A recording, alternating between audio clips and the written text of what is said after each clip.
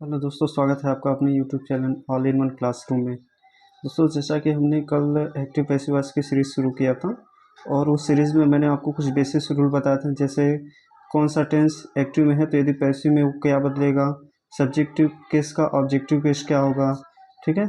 Active voice में यदि subject है तो ऑब्जेक्ट में उसका क्या बदलेंगे, इस सारे जैसे बेसिक रूल को मैंने बताया था। यदि आपने मेरे उस वीडियो को नहीं देखा है तो जाकर उस पिछले वीडियो को एक बार देख लें, आपको सारी बातें समझ में आ जाएंगी। तो आज हम शुरू करने वाले हैं सारी टेंसेस का एक्टिव वॉइस से पैसिव वॉइस बनाने के नियम क्या होते हैं। एक चीज़ बात याद रखिएगा आप कि इस एक्टिव वॉइस को समझने के लिए सबसे पहले आपको टेंस का आना ज़रूरी है। यदि टेंस नहीं आता तो कोई बात नहीं, हम है ना।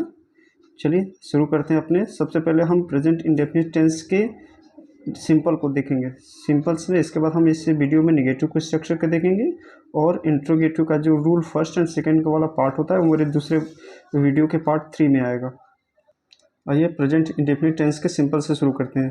जैसा कि आपको पता होगा प्रेजेंट इंडेफिनिट के सिंपल में, ठीक है, यदि किसी वाक्य को आप हिंदी से इंग्लिश में ट्रांसलेट करना चाहते हैं, यदि किसी प्रेजेंट इंडेफिनिट टेंस में यदि किसी हिंदी सेंटेंस को यदि आप इंग्लिश में ट्रांसलेट करना चाहते हैं तो आप इस स्ट्रक्चर वाले रूल को फॉलो करेंगे। जैसे देखिए, यहाँ सबसे पहले नॉर्मल रूल क्या होता है प्रेजेंट इंडेफिनिट टेंस में, सबसे पहले हम सब्जेक्ट को लिखते हैं, फिर वर्ब में लिखते हैं, वर्ब में हम यस या ईएस को जोड़ देते हैं। कभी यस या लगेगा, कभी या ईएस।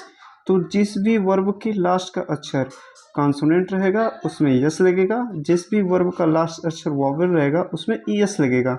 उसके बाद ऑब्जेक्ट लिखेंगे, फिर उसके बाद अदर वर्ड हो जाएगा। ये बात आप हमेशा याद रखिएगा कि सब्जेक्ट ऑब्जेक्ट में बदलता है और ऑब्जेक्ट सब्जेक्ट में।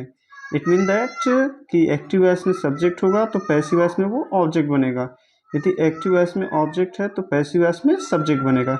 यदि इसी स्ट्रक्चर का यदि यानी क्या प्रेजेंट इंडेफिनिट टेंस के सिंपल के को यदि आप पैसिव वॉइस में बदलना चाहते हैं तो आप इस रूल को फॉलो करेंगे। कैसे, कौन सा रूल? सबसे पहले जैसे आप देखिए, मैंने क्या बोला था, ऑब्जेक्ट किस में बदलेगा, सब्जेक्ट में। तो देखिए हमारा ऑब्जेक्ट क्या है, ये है, तो ये ऑब्जेक्ट हमारे यहाँ क्या बन जाएगा, सब्जेक्ट बन जाएगा। और ये सब्जेक्ट हमारा किस में बदलेगा, ऑब्जेक्ट में। तो ये सब्जेक्ट हमारा किस में चला जाएगा, ऑब्जेक्ट में, ठीक है। जैसे देखिए, ही वह पत्र लिखता है, तो इसमें हमारा कौन पत्र लिखता है, वह। तो सबसे पहले हम क्या करेंगे, जैसे हिंदी से इंग्लिश बनाते हैं पहले, तो इसमें सब्जेक्ट हमारा कौन है, वह की मीनिंग क्या होगी, ही। अब हमें क्या लिखना है, वर्ब। वर्ब में क्या कार्य कर रहा है, ये लिखने का। तो लिखने का देखिए क्या होगा, राइट। अभी हमारा लास्ट का क्या अक्षर है, ठीक है, इसमें यस जोड़ देंगे, ठीक। उसके बाद हम क्या करेंगे, लिखने का प्रभाव किस पर पड़ रहा है, पत्र पे। तो हम क्या करेंगे, ऑब्जेक्ट लिखना है, यस। देखिए सब्जेक्ट हो गया, वर्ब हो गया, यस या ईएस हो गया। तो इसके बाद हम क्या लगाएंगे, ऑब्जेक्ट लगाएंगे। ऑब्जेक्ट में हमारा किस पर है, क्या प्रभाव, यानी लिखने का प्रभाव किस पर पड़ रहा है, तो पत्र पे। तो क्या हो गया, अ लेटर। अब जैसा हमने क्या बताया था, ऑब्जेक्ट हमारा क्या बदलेगा, सब्जेक्ट में। तो हमें सबसे पहले अब देखिए पैसिव वॉइस बनाएंगे तो क्या लिखेंगे, पैसिव वॉइस का सब्जेक्ट होगा, फिर इज एम आर होगा, ठीक है, क्योंकि प्रेजेंट इंडेफिनिट टेंस जाता है पास्ट प्रेजेंट कंटिन्यूअस टेंस में। तो एस या एस किस में लग जाएगा, एज एम आर में। तो पैसिव वॉइस का सब्जेक्ट लिखेंगे, ठीक है, फिर इज एम आर लिखेंगे, फिर वर्ब का थर्ड फॉर्म लिखेंगे, फिर बाई लिखेंगे, फिर पैसिव वॉइस का ऑब्जेक्ट लिखेंगे। जैसा ये देखिए, ही राइट्स अ लेटर, इसमें हमारा ऑब्जेक्ट कौन है, अ लेटर। तो हमारा ऑब्जेक्ट क्या बनता है, सब्जेक्ट बनता है। तो इस सब्जेक्ट को हम क्या करेंगे, ऑब्जेक्ट को हम सब्जेक्ट बनाएंगे, और लेटर हमारा सब्जेक्ट बन गया।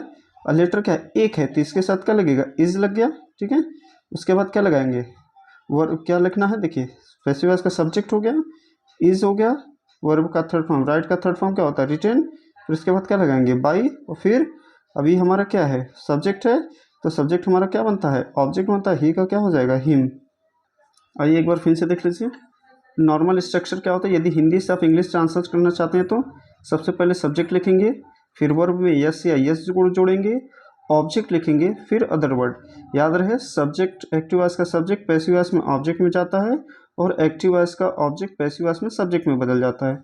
यदि इसी को आप पैसिव वॉइस में बदलना चाहते हैं तो ये ऑब्जेक्ट हमारा क्या हो जाएगा, सब्जेक्ट हो जाएगा, और उसके साथ क्या लग जाएगा, इज एम आर, यानी प्रेजेंट कंटिन्यूस में चला जाएगा।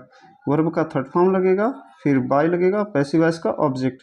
वह पत्र लिखता है तो इसकी सबसे पहले क्या लिखेंगे, सब्जेक्ट। तो सब्जेक्ट हमारा कौन है, वह की मीनिंग क्या हो जाएगी, ही। फिर वर्ब क्या है, लिखना, लिखने का क्या हो जाएगा, राइट। इसमें यस या ईएस जोड़ देंगे, फिर लिख तो रहा है, लेकिन लिखने का प्रभाव किस पर पड़ रहा है? पत्र पे। लिखने का प्रभाव किस पर पड़ा है? पत्र पे। तो पत्र का क्या होगा? A letter. अब जैसा कि अब इसको हमें क्या करना है? पैसिव वॉइस बनाना है। तो ध्यान से देखिएगा, सबसे पहले हमें क्या लिखना है? पैसिव वॉइस का सब्जेक्ट। तो सब्जेक्ट हमें कहाँ से मिलेगा? ऑब्जेक्ट हमारा सब्जेक्ट में बदलता है, तो हमारा ऑब्जेक्ट इसमें कौन है? A letter. तो अ लेटर हमारा यहाँ ऑब्जेक्ट है, तो यहाँ से क्या बन जाएगा? सब्जेक्ट बन जाएगा, अ लेटर हो गया। अ लेटर क्या है? एक लेटर है, तो इसलिए इसके साथ क्या लगेगा? इज लग जाएगा। अब क्या लगाना है? वर्ब का थर्ड फॉर्म। वर्ब हमारा कौन सा है? लिखना। तो लिखने का क्या फर्स्ट फॉर्म राइट होता है, थर्ड फॉर्म क्या हो जाएगा? रिटन। उसके बाद क्या लगाएंगे? बाई। और फिर क्या लगाना है? पैसिव वॉइस का ऑब्जेक्ट। ऑब्जेक्ट कहाँ से आता है? सब्जेक्ट हमारा क्या बनेगा? ऑब्जेक्ट। तो सब्जेक्ट हमारा क्या है यहाँ? वह की ऑब्जेक्ट क्या हो जाएगा? वह की मीनिंग क्या होती है? ही का ऑब्जेक्टिव किस क्या होता है? हिम। आइए इसका नेगेटिव सेंटेंस देखते हैं। यदि प्रेजेंट इंडेफिनिट टेंस में यदि किसी हिंदी वाक्य को यदि आप नेगेटिव में बदलना चाहते हैं, तो जैसा कि आपको पता है फर्स्ट पर्सन के डज, जैसे कि आप जानते हैं कि नेगेटिव सेंटेंस में फर्स्ट पर्सन के साथ डज और सेकंड पर्सन यानी प्लूरल के साथ क्या लगता है? डू। देखिए नॉर्मली हिंदी टू इंग्लिश अब यदि आप ट्रांसलेट करना चाहते हैं, तो हम जैसा कि आप बताए थे आप स्ट्रक्चर वाले रूल को फॉलो करेंगे। सबसे पहले क्या लिखेंगे? आप सब्जेक्ट लिखेंगे। सब्जेक्ट के बाद इसी के अनुसार डू या डज लगाएंगे, जैसा सब्जेक्ट कहेगा उसी के अनुसार डू या डज लगेगा। फिर इसके बाद नॉट रहेगा, का फर्स्ट फॉर्म लगेगा, ऑब्जेक्ट रहेगा, फिर अदर वर्ड रहेगा। जैसा आप देखिएगा यहाँ क्या है बेटा?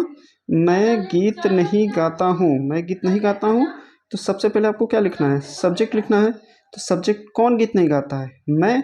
तो मैं की मीनिंग क्या हो जाएगी? आई। अब आपको उसके बाद क्या लगाना है? डू या डज। तो कैसे पता चलेगा? आई देखो होता है सिंगुलर, लेकिन इसको माना क्या जाता है? प्लूरल। तो इसलिए आई के साथ हम क्या लगाएंगे? डू। तो क्या हो गया? I do. ठीक है, आई के साथ क्या लग गया? डू। अब हमें क्या लगाना है? नॉट। तो यहाँ नॉट हो गया। फिर वर्ब का फर्स्ट फॉर्म सिंग हो गया। अब गाने का प्रभाव किस पर पड़ रहा है? गीत पर।